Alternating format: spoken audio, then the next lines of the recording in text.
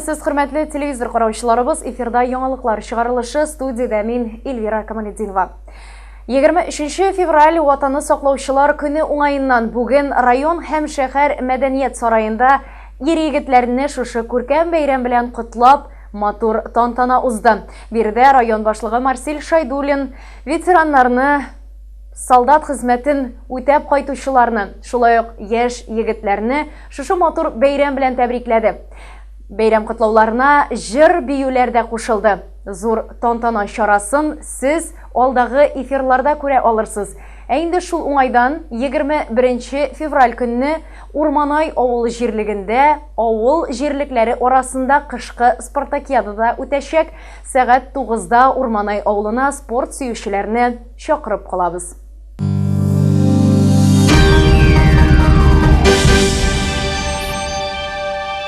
Дәвам итәбез. Районыбыз авыл җирлекләрендә еллык хисап җыелышлары дәвам итә. Аның чираттагысы Вахитов җирле биләмәсендә үтте. Җыелышта район башлыгы Марсель Шайдуллин, халыкка хезмәт күрсәтүче оешма җитәкчеләре, хокук саклау органнары, инвестор вәкилләре һәм башкалар катнашты. Җирлекнең еллык эшенә хисап белән авыл биләмәсе башлыгы Ирина Бухарова чыкты. Үтеп киткән ел җирлек өчен уңышлы булды. Алга куелган барлык бурычлар да үтәлде. Финанс тотрыклылыгына ирешелде дип йомгаклады ул үз чыгышын. Хисап елында җирлектә юллар, мәйданчыклар, социаль объектлар төпләндерелгән. Су линияләрен, урамутларын, һәйкәлләрне ремонтлау эшләре башкарылган. Сайлаулар, халык җыеннары да оешкан төстә узган.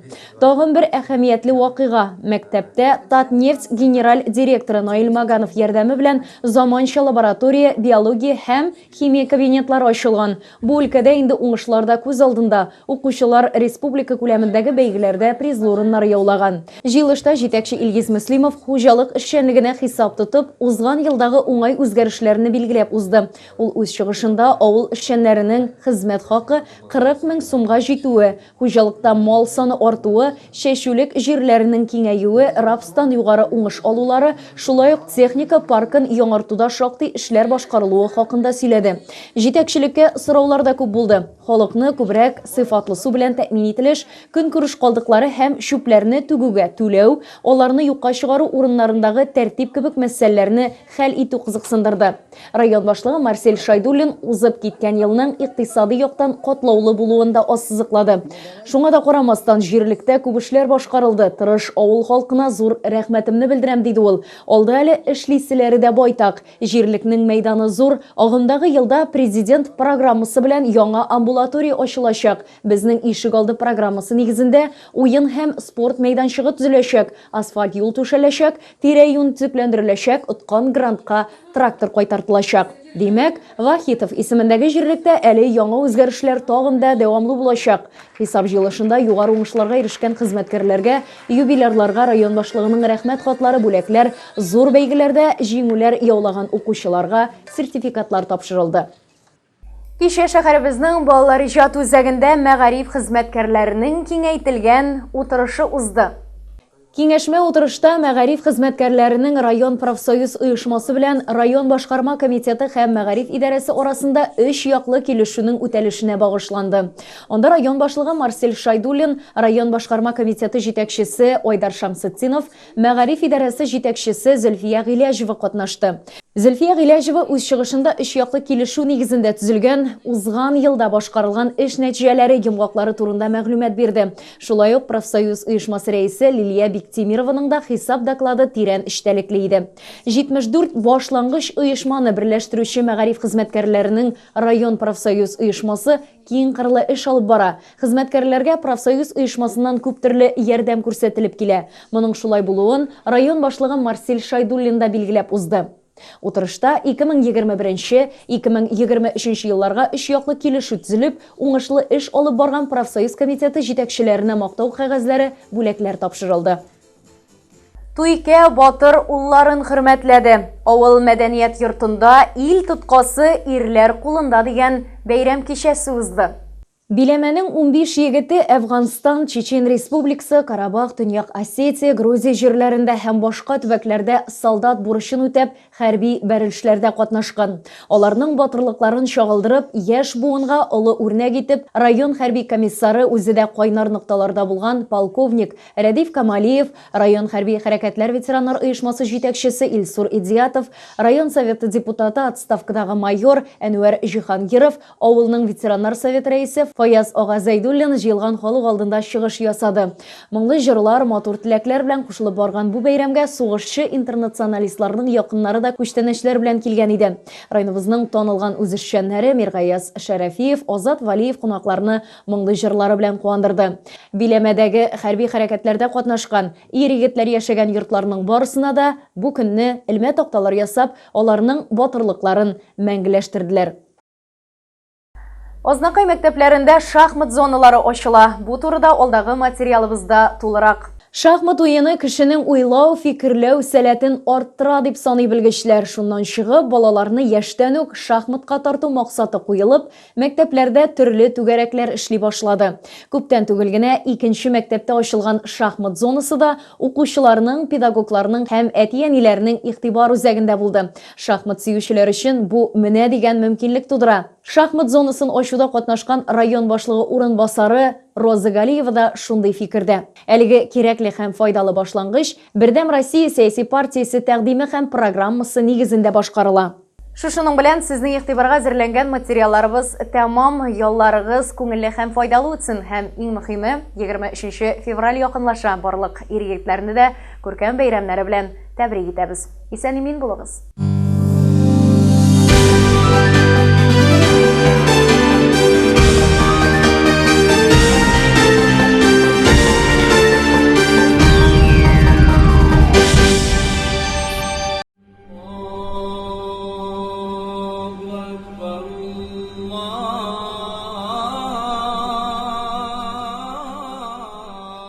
Bismillahirrahmanirrahim. Alhamdulillah wassalatu wassalamu ala Rasulillah wa ala alihi wa sahbihi ajma'in wa man tabi'ahum bil ihsan ila yaumiddin wa sallama tasliman katsira. Allahumma salli ala Muhammad wa ala ali Muhammad kama sallaita ala Ibrahim wa ala ali Ibrahim innaka Hamidun Majid. Allahumma barik ala Muhammadin wa ala ali Muhammad kama barakta ala Ibrahim wa ala ali Ibrahim innaka Hamidun Majid. Barcha alamlarni yuqtadbar qilgan, har doim bizlarni tarbiyalagan, ne'matlantirgan Rabbimiz Haq subhanahu va taolaga hamd sana maqtovlarimiz bo'lsa edi.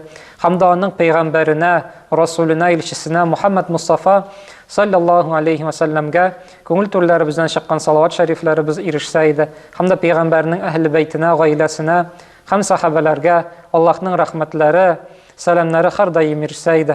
Assalomu alaykum va rahmatullohi va barakatuh, hurmatli jamoat. Alloh taolo shusha Cuma kişilərin, Cuma günlərin bizim üçün mübarək qılsa idi. Bu günlərdə qılınğan qibadətlərimizni, izgiliklərimizni, yaxşı əməllərimizni qabullardan qılıb, əcir savablarına kamil rəvişdə erişirgə nasib eləsə idi. Həm də indi ömür boyuna qılğan xata kimşiliklərimizni, günahlarımızı, ulu günahlarımızı, kişi günahlarımızı ғафу eləsəydi, yarlıqasaydı. Allah Teala Kur'an-ı Kerim'de ayta: "Kuntum khayra ummetin ta'muruna bil ma'rufi ve tenha kuntum khayra ummetin ukhrijat lin-nasi ta'muruna bil ma'rufi ve tenhauna 'anil munkar." Allah Teala ayta: "Siz ey Muhammed'nin ümmeti eng yaxşı ümmət idi, kişilər üçün çağırılğan eng yaxşı ümmət. Siz de yaxşılıqqa ündüysüz, yaxşılıqqa çağırasınız, hem naşarlıqdan tiyasınız." Allah Teala bizlerini, Müslümanlarını, yani Muhammed Aleyhisselam'ın ümmetin en yaxşı, en hayırlı ümmet deyip atadı. Niye için degende? Çünkü Müslümanlar onlar bir-birsin, hem indi Müslüman bulmayan kişilerini de yaxşılıqqa çağıralar, yaxşılıqqa ündüler, hem naşarlıqdan tiyalar. Şunun için indi mine hazırki vakitte kişiler kübrak özlerinden kayırtalar. Lakin indi biz Müslümanlar cemaatlaşa, ümmetçe yaşarga tiyiş biz. Hem de indi şu cemaat bir-birsin kaygırtıp, bir-birsi için cevaplı bularga tiyiş, birden bularga tiyiş. Hem de indi eğer de birer kişi, kurşibіз, tuğanibіз, kardeşibіз, dostibіз, naşarlık kılsa, günah kılsa, тайпалса, адашса, біз инде нәрсәкәй аңа үгіт насихат әйтергә тиешбез. Ул эшне эшләмәсен өчен ниндидер булса киңәш бирергә тиешбез, ярдәмчел буларга тиешбез. Шуның өчен инде яхшылыкка өндәргә, инде начарлыктан тыярга кирәк. Һәм Аллаһ Тәгалә да әйтә бит: "Ал-муъминуна вал-муъминату ба'духум әүлияу ба'дин я'муруна бил-ма'руфи ва янхауна 'анил мункар." Муъминнәр һәм муъминалар, мусламаннар һәм муслималар бер-берсенә карата ярдәмчел һәм дуслар ди Аллаһ Тәгалә. Һәм шушы дуслык нәрсәдән гыйбарәт? Аллаһ Тәгалә әйтә: "Я'муруна бил-ма'руф ва янхауна 'анил мункар." Алар яхшылыкка чакыралар бер-берсен һәм начарлыктан тыялар. Инде дуслык, шын дуслык, шушы әйбердән гыйбарәт. Инде яхшылык булса, хаклык булса, аны курыкмыйча сөйләргә кирәк дустыңа.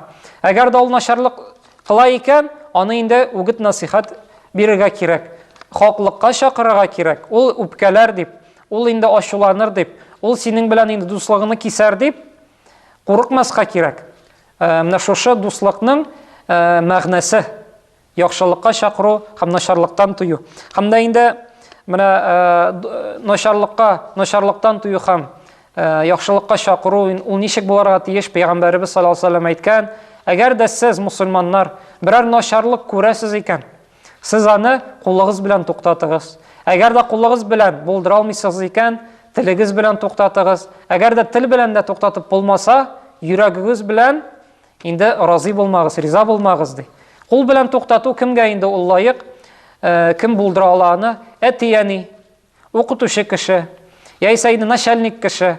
Ягъни әгәр дә аның мөлкәте, әгәр дә аның шушы мөмкинчелеге бар икән, кул белән туктатырга баласын, укучысын, инде кул астында булган кешене ул туктата ала. Ләкин инде нәрсәкәй? Теләсә берәр кеше килеп, мәсәлән, берәр кеше аракы эчә икән, ардан килеп инде шушы аракысын тартып алып, җиргә ватып сындырып төшереп, алай ярамый. Самасуд исламда тыелган. Шуның өчен инде әгәр дә кул белән булдыра алмыйсың икән, телең белән, яхшы үгет насихат белән, яхшы киңәш белән тыярга тиешсең. Әгәр дә инде тел белән дә булдыра алмыйсың икән, мәсәлән, тыңламыйлар сине, яисә тел белән әйтсәң, сиңа каршы сугышырга мөмкиннәр, каршы сүз әйтеп, инде нәрсәкәй рәнҗетергә мөмкиннәр.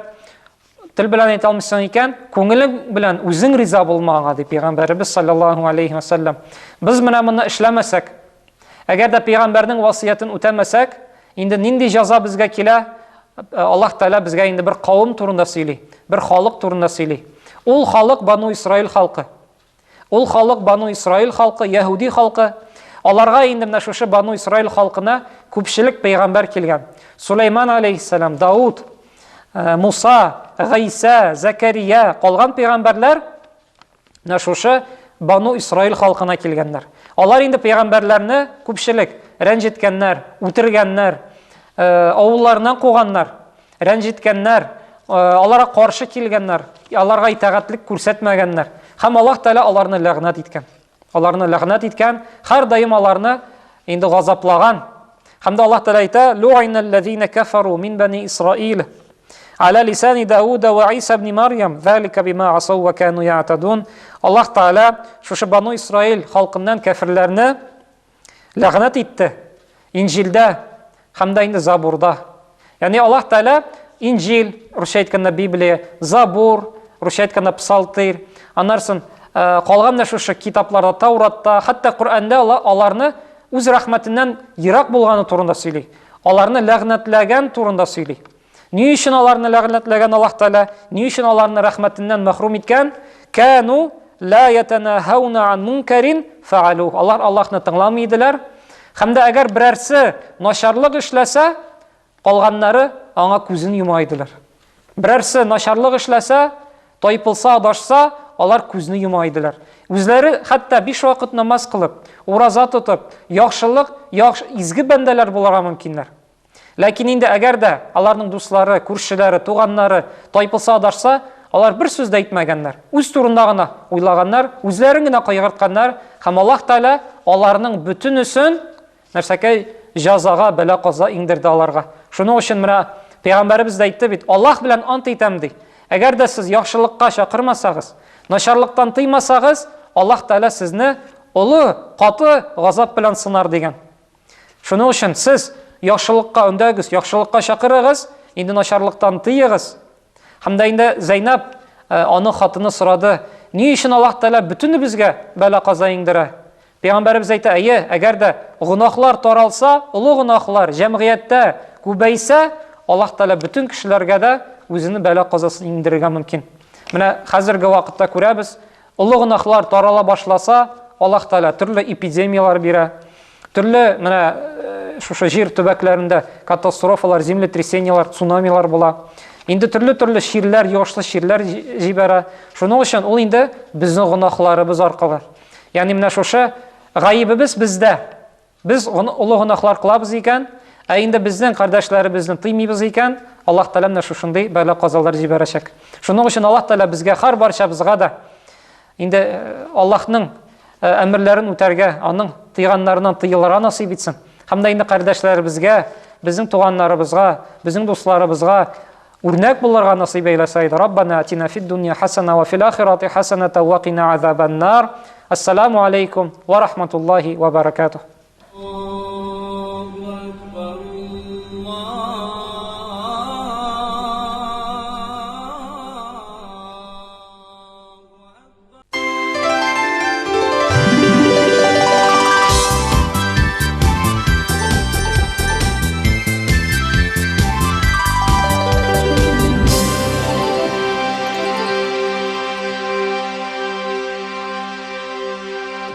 Туган көн ул бәйрәм көнлә елга бер кабатлана алган матур теләкләрдән күңелләр канатлана. Исәнмесез, хөрмәтле телевизор караучыларыбыз, эфирда сезнең хатлардан килгән бәйрәмегез котлы булсын тапшыруы. А наше первое поздравление прозвучит в честь Софьи Гафуровны Тимашевой. Ей на днях исполняется 90 лет. Для каждого из нас родители – это самые близкие люди, которых мы начинаем любить, едва открыв глаза в этом огромном мире. Им мы благодарны за подаренную жизнь, за тепло и ласку, за все хорошее, что они нам дали в жизни, невзирая на все свои проблемы. Поэтому в день очередного праздника мы дарим нашим самым близким слова благодарности и свою искреннюю любовь. Сегодня наши поздравления прозвучат в честь нашей любимой мамы и очень дорогой любимой бабушки Софьи Гафуровны Тимашевой. Софья Гафуровна Тимашева родилась в 1931 году в деревне Чукады-Тамак Башкирской АССР в семье учителя Гафура Кабировича и Махиры Ганиевых. Попав в поколение, которое вынесло войну, послевоенную разруху и голод на своих детских плечах. Голодать семья начала уже до войны. В 1937 году забрали отца, учителя математики. Казенную квартиру пришлось освободить. Ютились впятером у чужих людей, а потом год жили в землянке. Повезло. Отец вернулся в 1940-м, но потом война. Зимой учеба, летом всем классам в колхозе на уборке урожая. О мечте стать учителем пришлось забыть, когда отец посоветовал идти в нефтяной. Самая перспективная профессия, да и стипендия намного выше. В семье было уже 3 студента, и рассчитывать на помощь из дому не приходилось. Голодное детство сменилось голодной юностью. Но на то и она юность, чтобы радоваться жизни, мечтать, изо всех сил учиться и работать, стремиться к высоким целям. Здесь же, в Уфе, навсегда соединились судьбы серьезной вдумчивой Софьи и красы и гордости горного факультета Раиля. Закончив Уфимский нефтяной институт в 1954 году, Софья начала трудиться инженером-технологом на Новоуфимском нефтеперерабатывающем заводе, а в 1956 году после защиты супругом диплома молодая семья перебралась в поселок Серафимовку. Здесь до июня 1964 года Софья Гафуровна работала инженером-химиком в нефтепромысловой лаборатории НПУ «Октябрьская нефть». За это время она завоевала уважение коллег своим трудолюбием, ответственным отношением к работе, за что в 1962 году была занесена в Книгу почета НПУ «Октябрьскнефть». В 1964 году, поднятая волной большой нефти, семья Тимашевых перебралась в Азнакаево. Здесь Софью Гафуровну определили на должность начальника химлаборатории СНИПР. Вся трудовая книжка ветерана исписана благодарностями. Софья Гафуровна по праву гордится заслуженными наградами, медалями за трудовую доблесть, ветеран труда, нагрудными знаками ударника пятилетки и победителя соцсоревнования, многочисленными грамотами. Но самая дорогая для нее медаль, которую она надевает на Великий День Победы за доблестный труд в Великой Отечественной войне. Софья Гафуровна уже давно на пенсии, но, несмотря на это, она до сих пор занимает активную жизненную позицию, не теряя интереса ко всему происходящему в мире. Сказывается, конечно, и старая закалка. Софья Гафуровна – человек энергичный, справедливый, неравнодушный и грамотный, с отличным чувством юмора. Конечно, время берет и свое. Не стало мужа, отца двух дочерей, Раиля Ахметовича, опоры всей жизни. Но достойно продолжили династию дети, выросли и оперились внуки, инженер и 2 учителя, и правнучке уже почти 11 лет. В этот юбилейный день, дорогая наша мамочка, мы от всей души поздравляем тебя и желаем самых искренних поздравлений. Мама, единственная ты наша, мы благодарим тебя за то, что ты есть, за то, что ты с нами. Желаем здоровья, счастья и долгих тебе лет жизни.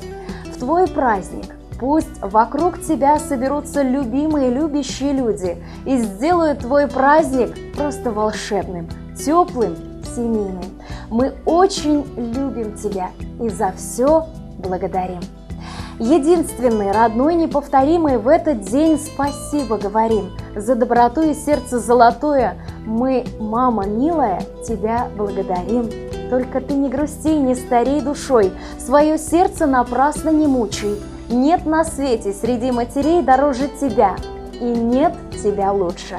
Пусть годы не старят тебя никогда, мы, дети и внуки, все тебя любим, желаем здоровья, желаем добра, живи долго-долго, ты всем нам нужна. Спасибо, родная, за то, что растила, за то, что взамен ничего не просила, что горе и радость, деля пополам, во всем лучшей доли желала ты нам. Красиво, заботливо, нежна и нужна. Ты нам ежедневно и вечно нужна. С искренними пожеланиями дети, внуки, родственники Азнакаева, Санкт-Петербург, Урай, Уфа, Туймазы и Буздяк. С искренними пожеланиями к этим огромным словам благодарности мы также присоединяемся. Уважаемая Софья Гафуровна, с днем рождения вас, с 90-летием вас. Самые искренние пожелания и мечты пусть сбудутся. И самое главное, мы вам желаем долгих лет жизни и здоровья. Пусть дети и внуки всегда вас радуют, а жизнь приносит только самые положительные эмоции. Поздравляем!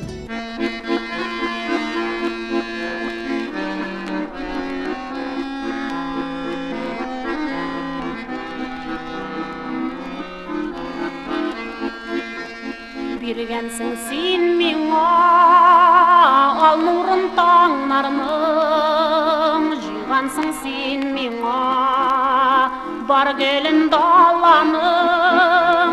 Бергенсің қанатлар талпыныр шағында, балалық рахмәтім жырында шағыла.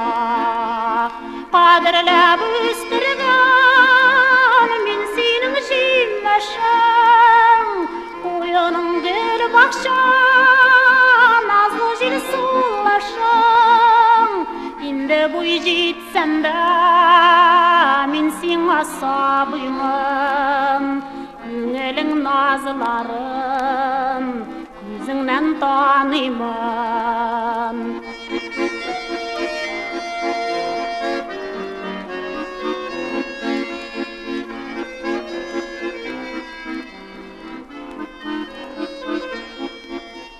Болларга барабар нигенә бирәем, бердән бер бүләгем, тугры йөрәгем. Итә күр канагат, риза бул шушыңа, үзеңә аталган җырымны кушып ал. Кадерләп үстергән мин синең җимешең, куяның гөл бакча, назлы җил сулашың. Инде буй җитсәм дә, мин сиңа сабыймын. Күңелең назларын күзеңнән таныймын.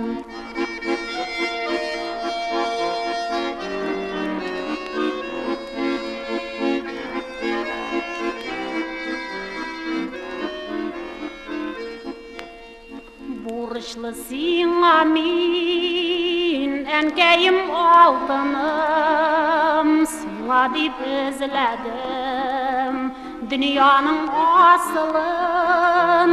Ай белән кояшны бирим дип уйладым, үрелеп алырга җитмәде буйларым. Кадерләп үстергән мин синең җимешең, куяның гөл бакча, назлы җил сулашың.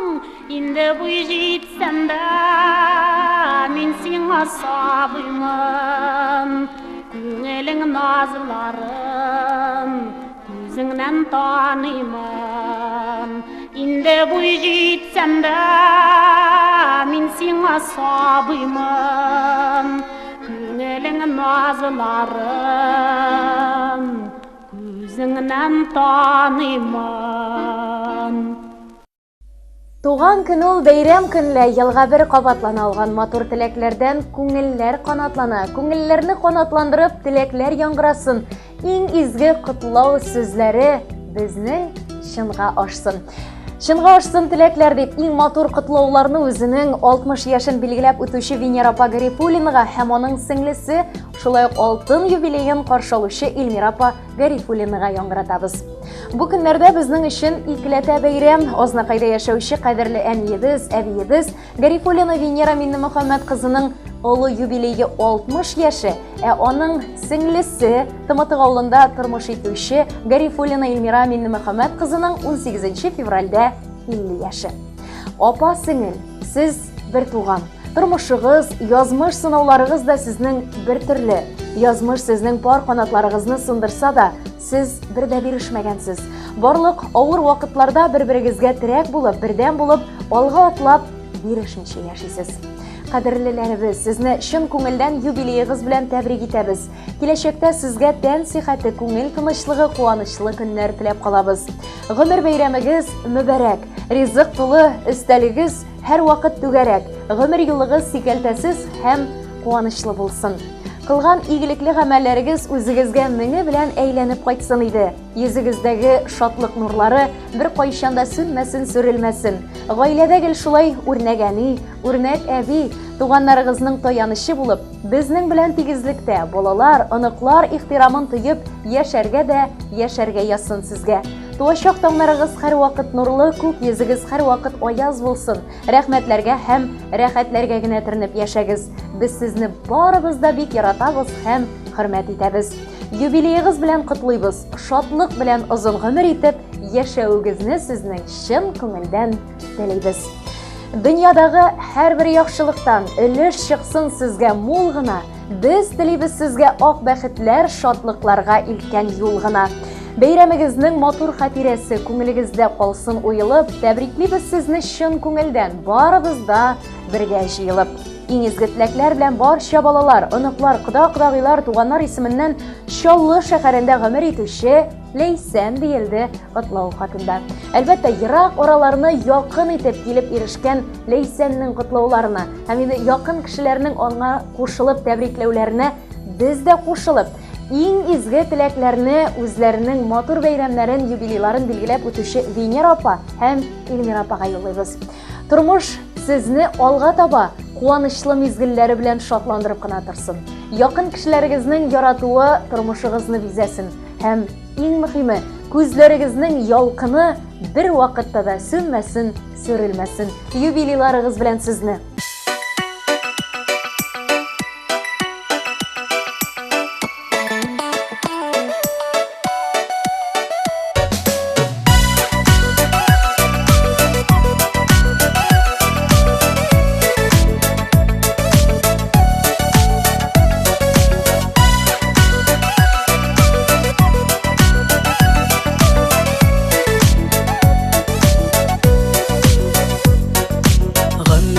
Аккан сулар кебек, әле генә идең яшьлектә. Моң суланма гомер көзең җиткәч, шал чәчләрең бигрәк килешә. Гүзәл чорың гомерең уртасы, алтын төсле матур бер чорың. Юбилеяң белән котлап сиңа, бүләк булсын әле бу җырым. Мәхәббәтнең татлы җимешләре бүген сиңа терәп тормышта. Янәшәңдә дуслар, туганнарың, сакланырлык синең язмышка.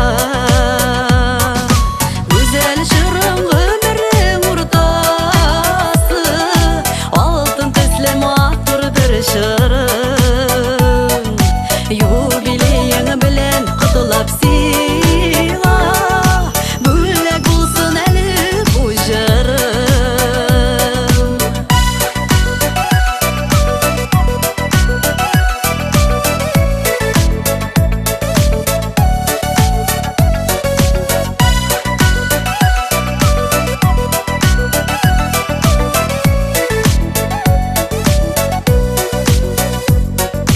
Гүзәл чорың бәхет агачыңның, җимешләрен татыр вакыт ул.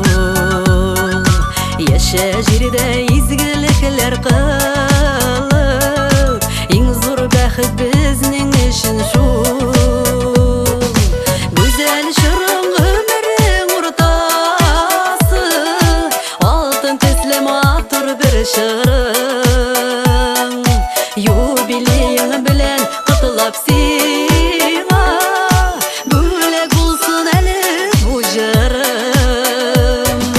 Гүзәл чорың гомерең уртасы, алтын төсле матур бер чорың. Юбилеяң белән котлап сиңа, бүләк булсын әле бу җырым. Бүләк булсын әле бу җырым.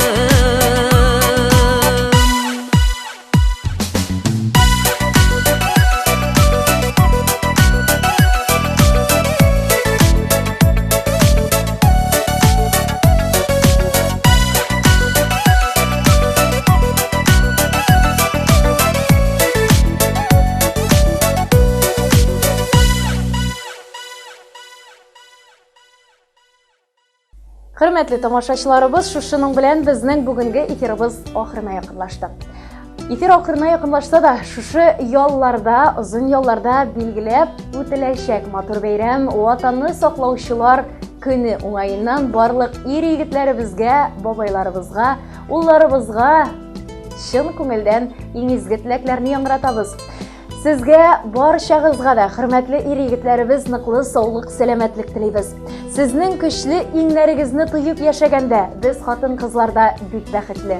Алга таба да сезнең янәшәгездә, сезнең яратуыгызны, кайгыртуыгызны тоеп безгә бәхеттә гомер итәргә, инде сезгә һәрвакыт шушындый көчле рухлы булып, сау сәламәт булып, алга куйган максатларыгызга ирешеп яшәргә, безнең яратуыбызны тоеп гомер итәргә язсын дигән теләктә калабыз. Ватанны саклаучылар көне белән барча ир-егетләребезне дә тәбрик итәбез. Шушының белән эфирыбыз тәмам. Тормышыгыз бары тик матур мизгелләргә генә уралсын. Исән-имин булыгыз.